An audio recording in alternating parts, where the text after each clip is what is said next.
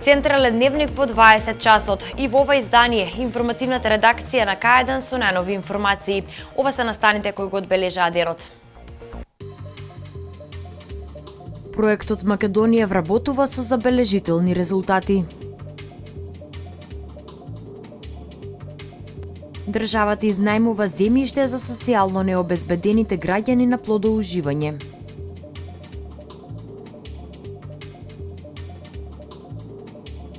Во новата театарска зграда, Велешани за прв пат имаа можност да гледаат балетска представа.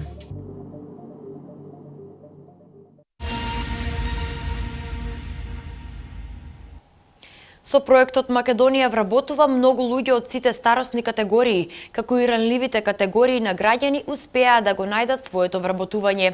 Околу 1000 лица се вработени преку овој проект од почетокот на овој месец, а се очекува бројката да се зголемува се повеќе. Проектот Македонија вработува, кој започна овој месец, дава забележителни резултати. Задоволство од реализацијата на проектот и од интересот кој го имаат приватните компании за искористување на поволностите од мерките кои се опфатени во проектот, искажа и министерот Спасов, нагласувајќи дека од почетокот на месецот па досега има над 920 вработувања, што е во просек по 51 вработување дневно преку овој проект. Половина од вработените се млади лица до 29 години, исто така има голема бројка на вработени лица до 35 години, меѓутоа сепак има и над 60-80 вработувања за секоја од останатите категории, односно и за повозрастните лица. Проектот продолжува и очекуваме во текот на оваа година се постигне значителен број на вработување. Проектот Македонија вработува продолжува и се очекува бројката на вработени рапидно да се зголемува во текот на наредниот период. Проектот Македонија вработува продолжува, има секој ден нови вработувања. Со првиот месец е секогаш почетен, наредниот месец веќе ќе почне она вистинското вработување, што поголем број на вработување. Прилика до сега имаме околу 960.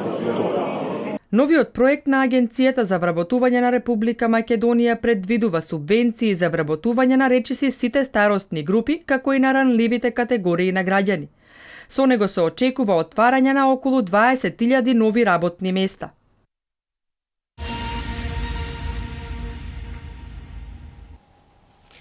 ...133 хектари земјиште за плодоуживање државата ќе го изнајмува на социјално необезбедените граѓани. Се работи за ниви, ливади и трска распоредени во 11 реони во земјава, вклучувајќи и 4 општини од Вардарскиот регион. Социјално необезбедените лица ќе имаат можност да добијат државно земјиште на плодоуживање. Вкупно 133 хектари земјиште во кои спаѓаат ниви, ливади и трска, државата ги огласи преку јавен повик. Земјиштата се распространати во 11 реони, вклучувајќи и 4 општини од Вардарскиот регион. Жителите на Велес, Кавадарци, Свети Николи и Неготино може да изнемат земјиште на 5-годишен период. Сите кои се корисници на социјална помош, како што се инвалидни лица, самохрани родители и лица згрижители или старатели на дете без родители и родителска грижа, или пак возрасно лице со одземана деловна способност, треба до Министерството за земјоделство, шумарство и водостопанство во Скопје да достават барање во рок од 30 дена од денот на објавување на јавниот повик. Најмногу на плодоуживање може да се додели до 3 хектари земјиште за одгледување на земјоделски култури. Големината на земјиштето не може да биде поголема од ова, ниту помала од големината на една катастарска парцела. Најповолните понуди ќе ги бира комисија, а во договорот ќе биде одреден видот и висината на помошта која се обезбедува за започнување на плодоуживањето. Освен во 4 општини во Вардарскиот регион, земјиште за плодоуживање ќе биде достапно и во Гевгелија, Македонски Брод, Крива Паланка, Виница, Крушево, Куманово и во Кратово.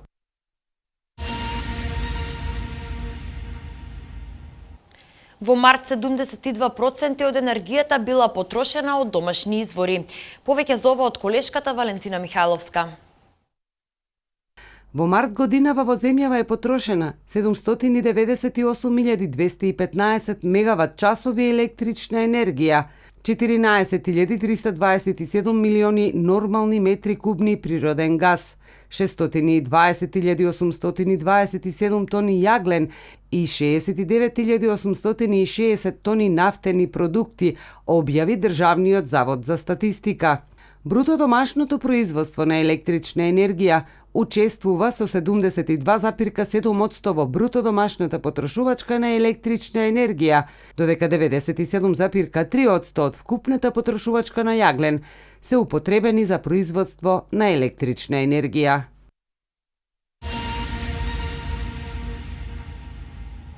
Пумпа за водоснабдување во село Караслари ќе се набави согласно договорот за грант донации. Договорот е склучен помеѓу германската амбасада, локалната самоуправа и јавното комунално предпријатие Дервен. За таа цел Советот донесе одлука за зголемување на приходите и расходите во колоната за донации за 244.660 денари.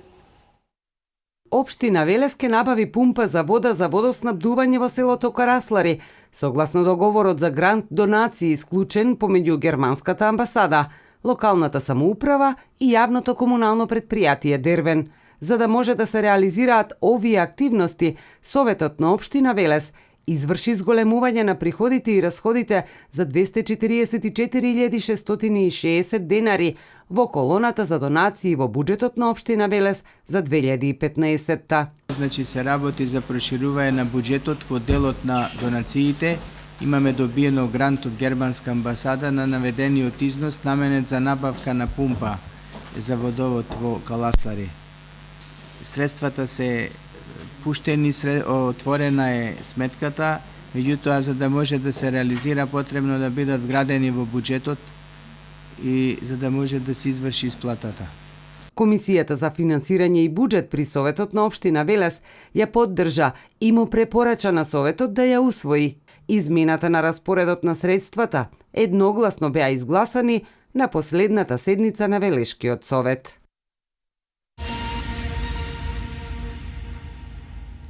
Оваа недела ја одбележаа матурските свечености. Од секторот за внатрешни работи од Велес информираат дека истите поминале без проблеми и прекршоци. За ова биле спроведени и превентивни активности.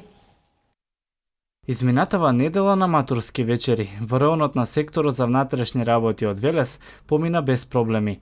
Оттаму информираат дека биле превземени превентивни активности насочени кон безбедно прославување на матурските свечености. Не бил регистриран ниту еден инцидент, ниту пак нарушување на јавниот ред и мир или загрозување на безбедноста во сообраќајот.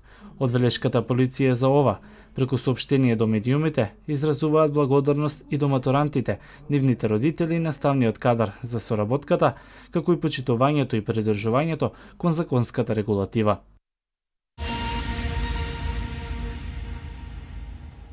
Велешани синоќа за прв пат имаа можност да ја погледнат балетската представа на сцената на новиот театар, а во рамките на манифестацијата Велес град на културата 2015.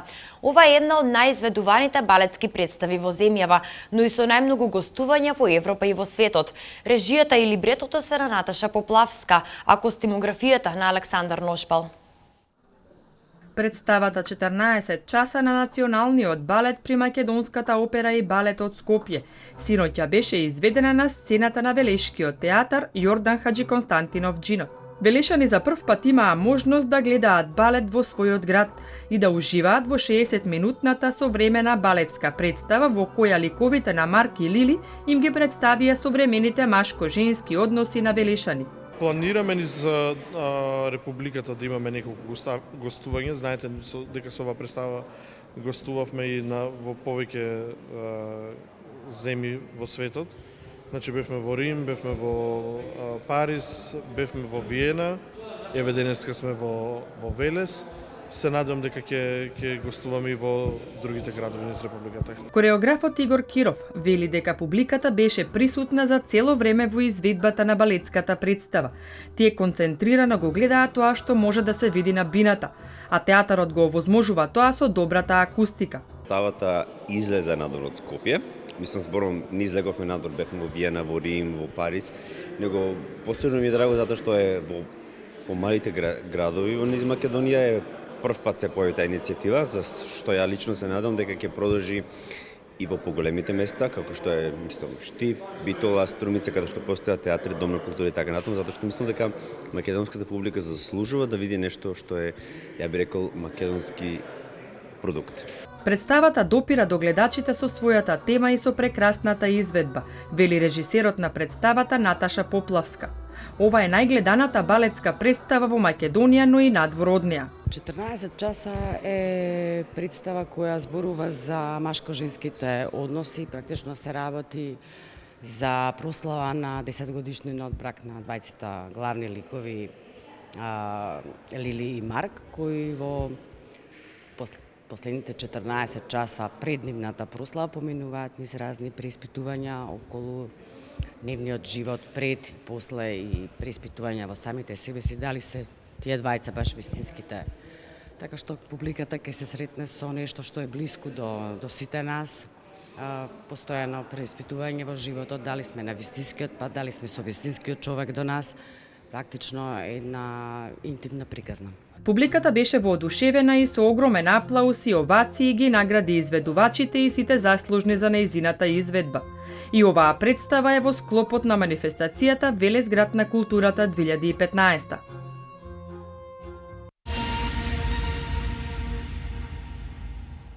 Синоќа во амфитеатарот во Велес се одржа концерт на културно-уметнички друштво од Македонија. Настапка кој секоја година имаше ансамблот Керамичар како домаќин на манифестацијата. Потоа културно-уметничкото друштво Извор од општина Јагуновце и Дримко од Вевчани. Ова е шеста поред ваква манифестација која се одржува во чест на словенските просветители браќата Кирил и Методи. Шеста година поред во чест на светите браќа Кирил и Методи. Членовите на ансамблот Керамичар од Велес им оддаваат чест со културно-уметничка програма и настапите на фолклорните друштва од Македонија и странство. На сцената на амфитеатарот во Велес синоќа концерт одржаа фолклорните друштва на домаќините ансамблот Керамичар и културно-уметничките друштва од Јагуновци и Вевчани.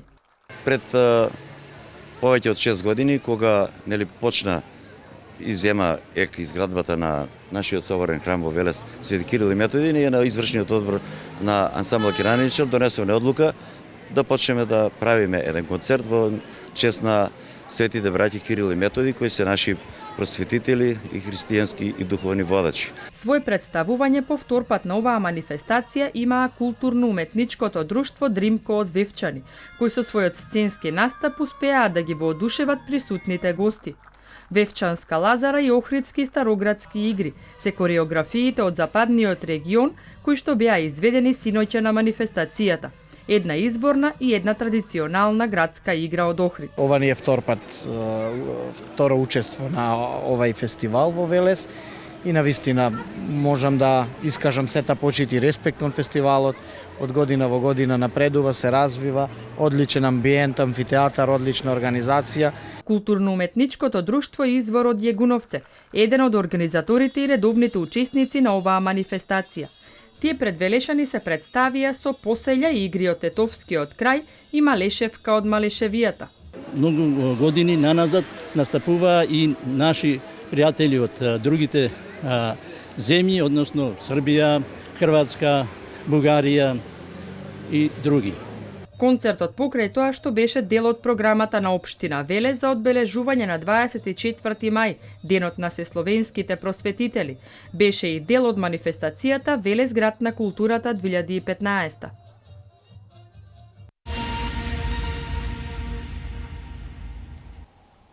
Следуваат вестите од Македонија, а во нив председателот на Собранието на Република Македонија Трајко Велјановски на пленарна сесија во Тирана.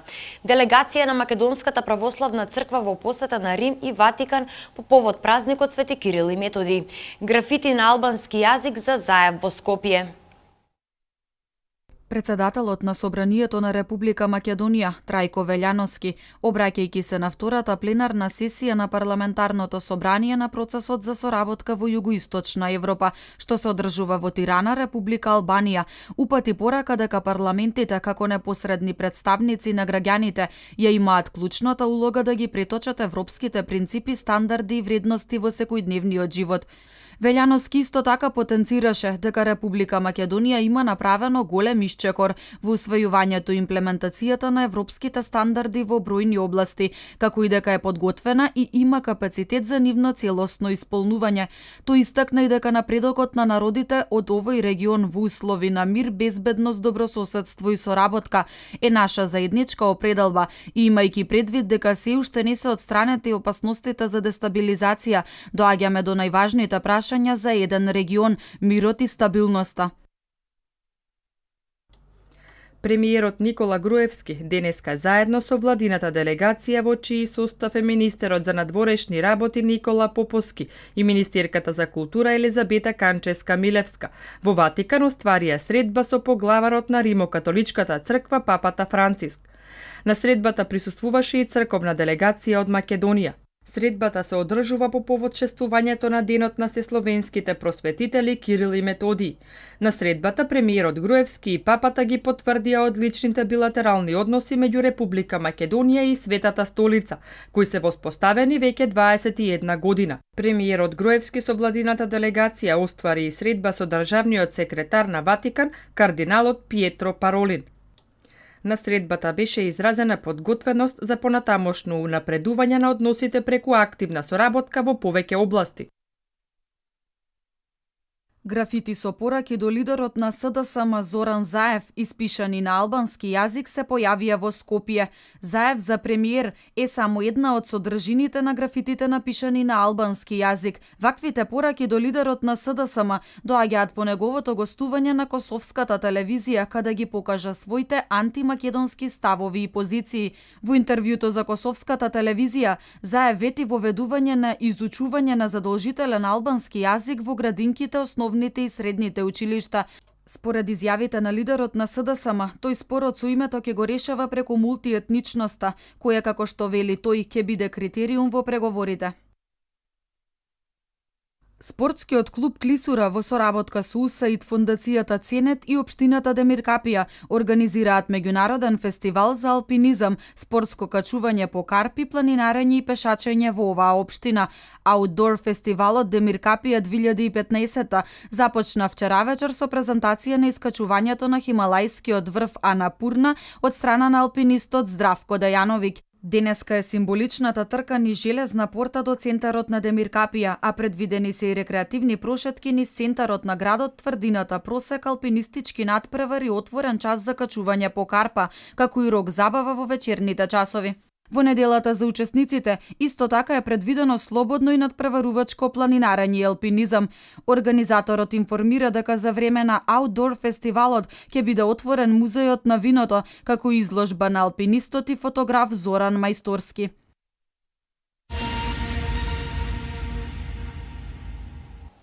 А од вестите од светот, ИСИС ја превзема одговорноста за нападот во Саудиска Арабија. Опустошени 63 фарми од сад од нов вид птичји грип. Одговорноста за самоубиствениот напад во шиитската џамија во Саудиска Арабија, во која загинаа најмалку 21 лице, ја презеде терористичката организација Исламска држава. Нападната беше шиитската џамија имамот Али во селото Ал-Кадех во една источна провинција. Саудискиот огранок на Исламската држава, формиран во ноември минатата година, за прв пат презема одговорност за напад. Преку Твитер и фотографија на бомбашот самоубиец, Исламската држава ја презеде одговорноста. Закани за напади врз шиитските муслимани од оваа група имаше и предходно. Најзаразна верзија на птичји грип нападнала 63 фарми во Соединетите Американски држави. Американските фармери биле принудени да убијат околу 40 милиони пилиња. Предпоставките се дека птичјиот грип го пренеле дивите патки и гуски кој е пренесен во 15 сојузни американски држави. Како резултат на ова, цената на јајцата се покачила за 80%, а за нешто помалку е покачена и цената на мисирките. Прогласена е вонредна состојба од страна на државата, а забранети се и било какви изложби на птици. Најпогодена е државата Ајова, таму се убиени 25 милиони пилиња. Оваа болест првпат се појавила минатата година во Вашингтон. Болеста е позната како H5N2, која научниците ја опишуваат како високо опасна. Истата се разликува од H5N1, која е распространета по фармите на Азија. Ризикот за пренесување на H5N2 на луѓе е ниска, но не е исклучена и таа можност.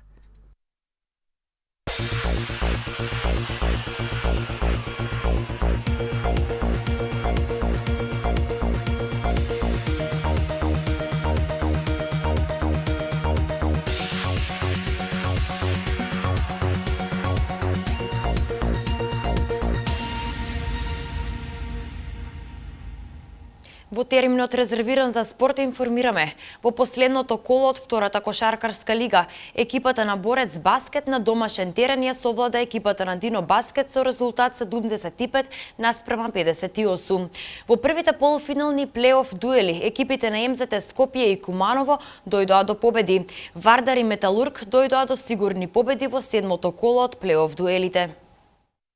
Актуелниот шампион МЗТ Скопје на вчерашниот прв полуфинален плейоф дуел од кошаркарската Суперлига победи против Фен Индустри и одигра одлична шампионска партија на домашен терен без навивачи во спортскиот центар Јане Сандански со резултат 79-62. МЗТ предводени од Пипан уште на стартот започнаа да го контролираат резултатот, па до самиот крај не дозволија да бидат изненадени од кавадарчани. На вториот плейоф дуел кој исто така се одигра во Скопје во салата Градски парк, кошаркарите на Куманово остварија сензационална пресврт победа против Работнички со тесен резултат од 77-78. По првата четвртина играчите на Мариндо Кузовски имаа максимален учинок од 26-7, па сепак кумановци во останатите делови се вратија на фантастичен начин во игра, а на 4 секунди до крајот Бранислав Ѓекиќ уфрли кош за брейк во полуфиналната серија. Вторите плейоф дуели се на програмата веќе утре со почеток во 17 часот, а сериите мечеви се играат до 2 добиени надпревари.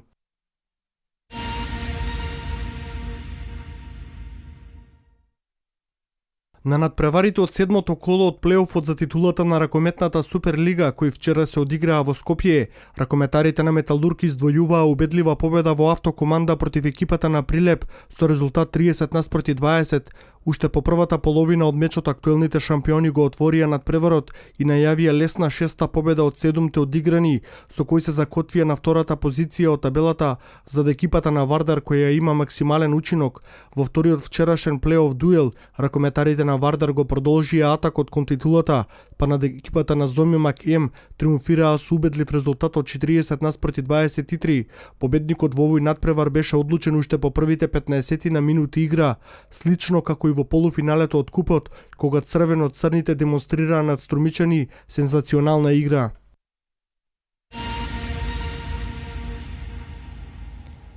Кливленд ја оствари втората последователна победа на гостински терен над Атланта. Легендарниот Коби Брајант по многобројните повреди следната сезона ја завршува кариерата. Лина Ѓорчевска ќе настапи на утрешното финале на фјучерсот во бол. Дејан Манасков одигра одличен надпревар во Бундеслигата со 5 постигнати гола. Екипата на Кливленд на второто плейоф финале од Истокот стигна до втората заслужена победа на гостински терен над тимот на Атланта со резултат 82-94. Леброн Джеймс повторно ги предводеше Калварис до победа со 30 поени, 11 асистенции и 9 скока. Перо Антич за јастребите одигра 12 минути на теренот, постигнувајќи 1 поен, 1 асистенција и 5 скока. Вечерва на програмата е третиот дуел од серијата финални мечеви меѓу екипите на Хјустон и Голден Стейт.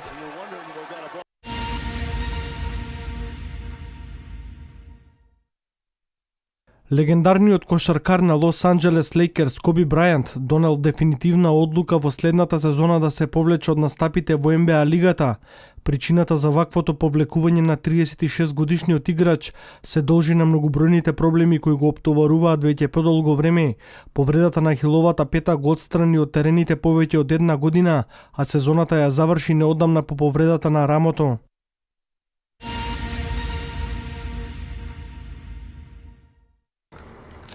Лина Ѓорчевска, недобрата македонска тенисерка, ќе настапи на утрешното финале во бол, кој се одржува во поединечна конкуренција.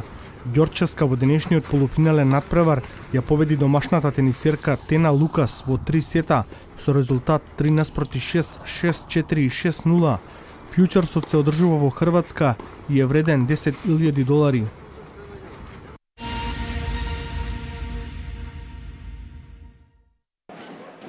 Македонското ракометно репрезентативно крило Деан Манасков и неговиот клуб Вецлар во германската Бундеслига загубија на домашен терен од екипата на Гумерсбах со минимални 29:30. Манасков одигра одличен меч со постигнати 5 гола од 7 обиди и беше на врвот на задачата во првото полувреме, кој неговите суиграчи го завршија со преднос од 14:13. Со овој пораз двете екипи се изедначија на табелата со по 32 бода, а Вецлар го задржа 9-то место од табелата.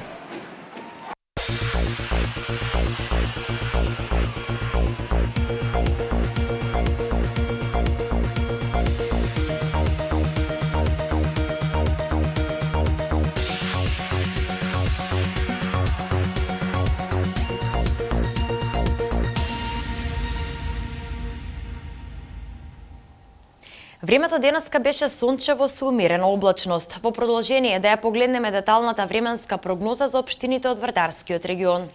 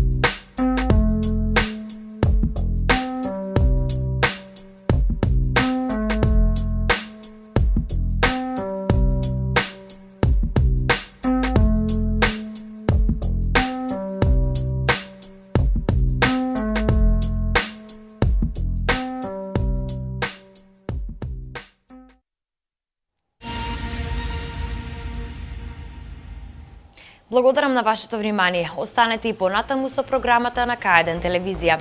Имајте пријатна вечер.